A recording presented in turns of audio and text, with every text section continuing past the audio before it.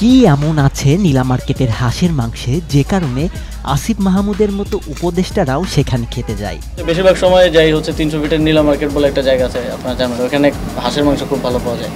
মাটির চুলায় রান্না হচ্ছে বিশেষ প্রক্রিয়ায় হাঁসের মাংসের ঝোল, সাথে আছে নরম চাপাটি ও সীতারুটি। এ যেন হাঁসের মাংস নয়, বরং অমৃত। জিভে জল আনা ঘ্রাণে পরিপূর্ণ এই মাংস খেতে হলে আপনাকে যেতে হবে 300 ফিটের নীলা মার্কেটে। ভোররাত পর্যন্ত দাপ্তরিক কাজ শেষে উপদেষ্টা আসিফ মাহমুদ নেমে পড়েন এক রোমাঞ্চকর অভিযানে। এই রোমাঞ্চ ক্ষমতার টান পড়েন বা গোপন বৈঠকের জন্য নয়, এটা অপারেশন হাঁসের মাংসের ঝোল। গন্তব্য পূর্বাঞ্চলের বিখ্যাত নীলা মার্কেট। লক্ষ্য যখন গরম গরম হাঁসের মাংস আর চিতই পিঠা। কি এমন রয়েছে 300 ফিটের সেই নীলা মার্কেটের হাঁসের মাংসের ঝোলে, যার নেশায় সচিবালয় থেকে ভোররাতে তাকে 300 ফিটে টেনে নিয়ে যায়? চলুন নজর দিই সেই নীলা মার্কেটের শেষ রাতের লাল নীল গল্পের ভাঁজে।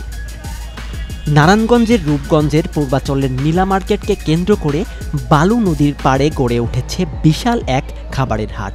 ব্যতিক্রমধর্মী এই ফুড জোনকে স্থানীয়রা বলছেন রসনার হাট। পুরো এলাকা যেন এক ভোজন জগৎ।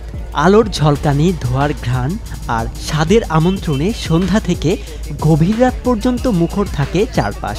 বালু নদীর তীর ও লেকের পাড়ে খোলা আকাশের নিচে গড়ে ওঠা এ খাবারের রাজ্য প্রতিদিন জমে ওঠে ভোজন রসিকদের মিলন মেলায়। প্রায় 2 শতাধিক বাহারি খাবারের দোকান ও রেস্তোরাঁগুলোতে শুক্র শনিবার সহ যে কোনো বন্ধের দিনে ভোজন রসিকদের উপচে পড়া ভিড় থাকে।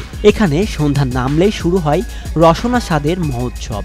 নদীর তীর আর লেক পাড় ঘেঁষে গড়ে ওঠা জমজমাট এ ফুড জোনে দূর দূরান্ত থেকে হাঁসের মাংস খেতে আসেন অনেকেই। হাঁসের মাংস খাওয়ার জন্য এই মার্কেট ভোজন রসিকদের কাছে যেন একরকম তীর্থস্থান। অনেকেই বসে উপভোগ করেন দেশি মাংসের ঝোল, মাংস কষা, সাথে বাহারি পিঠা। গ্রামীণ নারীরা মাটির চুলোর এক পাশে রান্না করেন হাঁসের মাংসের ঝোল, অন্য পাশে তৈরি হয় চিতই পিঠা। প্রতি প্লেটে 4 থেকে 5 টুকরো মাংস থাকে, সঙ্গে পাওয়া যায় চিতই পিঠা, নরম চাপাটি ও ভাত। দাম মাত্র 250 থেকে 200 টাকার মধ্যে। এই অমৃতের কাছে যেন হার মেনে যায় 5 তারকা হোটেল।